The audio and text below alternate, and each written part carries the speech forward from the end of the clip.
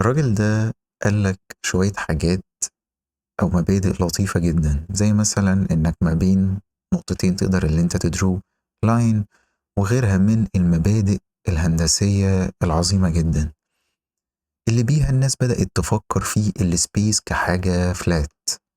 والحقيقة إن حد زي نيوتن جه بعده وقام قايل خلاص أنا هستخدم الماثيماتكس والهندسة اللي يوكليد عملها، وهبدأ اللي أنا أفكر في الفورسز والجرافيتي وإزاي الأجسام بتأثر على بعضها البعض. فبدأ إن هو يوظف الجيومتري بتاعت يوكليد في وصفه للجرافيتي والفورسز والكلام ده. فكر في الموضوع كفلات سبيس، وأكشلي بقى النيوتنيان فيزيكس ستيل بتهولد الحاجات كتيرة قوي. بس لما لقينا مثلا الاستيميشن بتاع ميركوريز اوربت اللي هو المدار بتاع كوكب عطارد، لقينا ان الموضوع مش دقيق، ولقينا ان الوصف محتاج دقة اكتر. فاكيد في حاجة غلط، اكيد في حاجة مش مظبوطة. لو تاخد بالك نيوتن ما بقاش يتكلم عن الحاجة في عزلة، ولكن هو فكر في الموضوع باستخدام ماثيماتكس كانت موجودة قبل كده. ألبرت أينشتاين جه بعد كده وقام قايل والله أنا عايز أفكر في الموضوع بشكل مختلف، أنا عايز ما أفكرش في السبيس كحاجة فلات، أنا عايز أفكر فيها بشكل مختلف. فهل هو جه كده قاعد يبص على الحيطة وقال خلاص أنا هطلع بماثيماتكس جديدة وكلام من ده؟ إطلاقا. هو بص على شغل بتاع حد تاني. أينشتاين اعتمد على الشغل بتاع رايمان في وصفه للسبيس. رايمان قام قايل لك إن أنا ممكن أفكر في حاجة بنطلق عليها المانيفولد، أفكر في سبيس يكون مش فلات، يكون واخد كيرفتشر معين، وأفكر في المينيمم أو الشورتست ديستانس ما بين نقطتين كحاجة أو generalization. بدل ما أفكر فيها كستريت لاين ما بين two points، ممكن أفكر فيها كحاجة أو ترم جديد أطلقوا عليه الجيوديسك.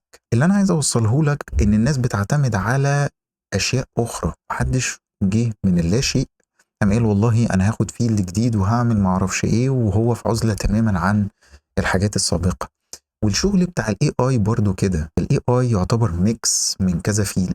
فجي بعد كده اينشتاين قام قال والله بص انا هوظف الماثيماتكس اللذيذه دي ان انا اوصف السبيس تايم.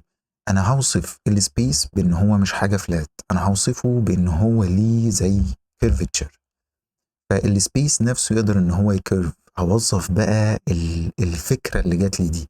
فالموضوع بدأ من فكرة، شاف إن في ماث يقدر إن هو يديسكرايب الفكرة دهيت بشكل دقيق، فقام قال والله بص أنا هبدأ دلوقتي إن أنا أفكر إن الماس ممكن إن هو يكوز كيرفتشر في السبيس تايم. بيقولوا عليه فابريك، الفابريك بتاع السبيس تايم ده بدل ما يكون فلات، لو في أي ماس تقدر إن هي تكيرف السبيس تايم ده.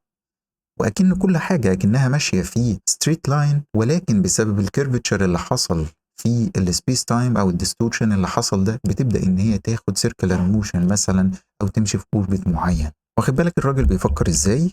شاف ماث بيديسكرايب ايديا معينه في دماغه فبدا ان هو يستخدمها. الاي اي كده، الاي اي هتلاقيه لينير الجبرا مع شويه كالكولس مع شويه تريجنومتري مع شويه نيورو ساينس، حاجات كتير قوي. تعالى بقى دلوقتي ناخد زي introduction كده عن statistics probabilities، بس ناخدها بعدسة الكوانتم ميكانيكس. هنتكلم عن تجربة غريبة جدا في الشغل بتاع الكوانتم ميكانيكس. هدفي منها ان احنا نتعلم شوية عن التجربة دي في حد ذاتها، لان هي برضو بتمهد لحاجات في شغل الاي اي الادفانسد شوية. وفي نفس الوقت يبقى اخدنا اكزامبل مختلف شويه، بدل ما دايما بنتكلم عن اكزامبلز ثابته ومش ملموسه. لا، في الحقيقه الشغل بتاع الكوانتم ميكانكس هو شغل حقيقي، ايفن لو هو مختلف شويه او عجيب شويه، ولكن هو ستيل حقيقي.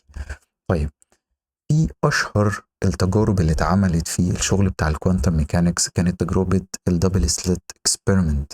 الدبل سليت اكسبيرمنت دي لو معاك سورس بيطلق لايت، يعني مثلا مجموعة من الفوتونز، ففي الحقيقة لقينا ان اللايت ده بيقدر ان هو يبهيف كحاجتين مختلفتين. وانا بدأت ان انا اطلق اللايت ده على دبل سليتس بالمنظر ده، والدبل سليتس دول بدأوا ان هم يسقطوا بعد كده الويفز بتاعتهم على وول موجود في الاخر. لقينا ان الويفز اللي طالعة دي بيحصل ما بينها وما بين بعض انترفيرنس، والبيك بتاع الويف قابل بيك تاني، فبيحصل ان الويف بتقوى، ولو التروف قابلت البيك ممكن ان هي تضعف الويف دي. لقينا على الحائط ده لما نبص عليه حاجه بنطلق عليها الانترفيرنس باتر، فقلنا خلاص جميل جدا، اللايت كده بيبيهيف از ا ويف، الويفز دهيت بتتداخل، ممكن ان هي تقوى ممكن ان هي تقل. الغريب في الامر بقى ان احنا لو جينا قررنا الدبل سليت اكسبيرمنت دي، بس دلوقتي بدأنا ان احنا نحط ميجرمنت ديفايس، بدأنا مثلا ان احنا نحط فوتو ديتكتور، هنلاقي ان الويفز هتكون طالعه من السورس بتبيهيف از ا ويف. لكن اللي بيحصل العجيب جدا ان احنا اول لما بنبدا نميجر الفوتون او الويفز دي، المفروض ان هي هتمشي زي ما نقول فوتون او ويفز لان الامر عجيب. اول لما هتبدا ان انت تميجر هتلاقي ان الفوتونز دي بدل ما كانت بتبيهيف از ا ويف دلوقتي بتبيهيف از ا بارتيكل. فالناس اتكلموا عن المبدا ده في الكوانتم ميكانكس، اتكلموا فيه على انه الويف بارتيكل دواليتي. يبقى انت دلوقتي السب اتوميك بارتيكلز اللي هي زي الالكترون مثلا وحاجه تانية زي الفوتون في الاكزامبل ده، الحاجات اللي هي اصغر من الذره نفسها تقدر ان هي تبيهيف از ا ويف، ولما انت تميجر تقدر ان هي تبيهيف از ا بارتيكل. ايه علاقه الكلام ده بالاستاتستيكال اناليسيس؟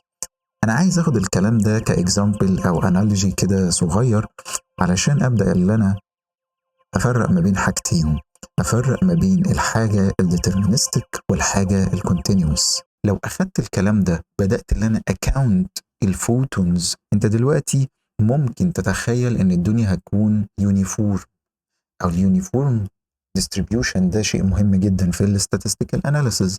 ليه؟ لان دلوقتي هي ممكن تقع في السليت الاولى وممكن تقع في السليت الثانيه، مفيش حاجه هتخلي وقوع هذا الفوتون بايزد. ولذلك لو بصيت على الديستريبيوشن بتاعهم عندك حاجات ديسكريت محدده، ده الديستريبيوشن بتاعه بنطلق عليه البروبابيلتي ماس فانكشن.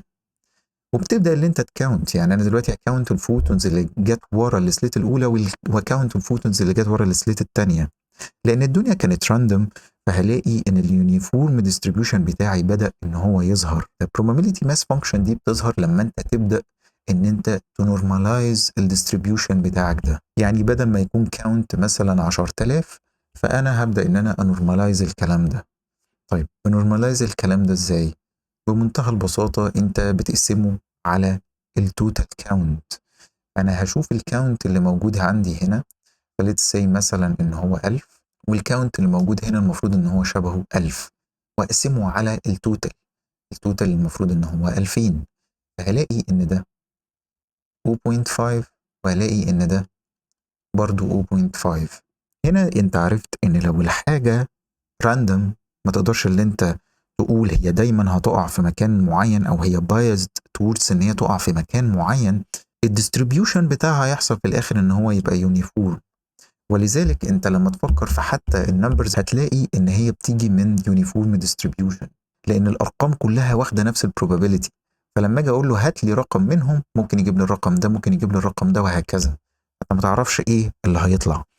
ولكن عايزك تكون عارف حاجه، even الراندوم نمبرز اللي بتطلع من الجهاز دي مش actual راندوم نمبرز، مش true راندوم نمبرز، هي ستيل معتمده على algorithms هي اللي بتجنريت الراندوم نمبرز دي، وبتعتمد كمان على البدايه اللي انت بادئ بيها. يعني بيكون عندك راندوم نمبر جنريتور ممكن تديله السيد نمبر اللي هو الرقم او الانيشال فاليو اللي بيها بيقدر يعرف ازاي يطلع السيكونس اوف راندوم نمبرز. عادي اللي انت تستخدم الكلام ده، وممكن اللي انت تستعمل a specific seed، يعني ممكن تستعمل سيد معين، اي سيد اي رقم يعني available في اي لغه برمجه انت بتستخدمها. ولكن اعرف ان ده بيفولو a specific algorithm، هو مش شغال كترو random value. شكرا جدا انك كملت الفيديو للاخر، يا رب يكون مفيد. اشوفك المره الجايه، سلام.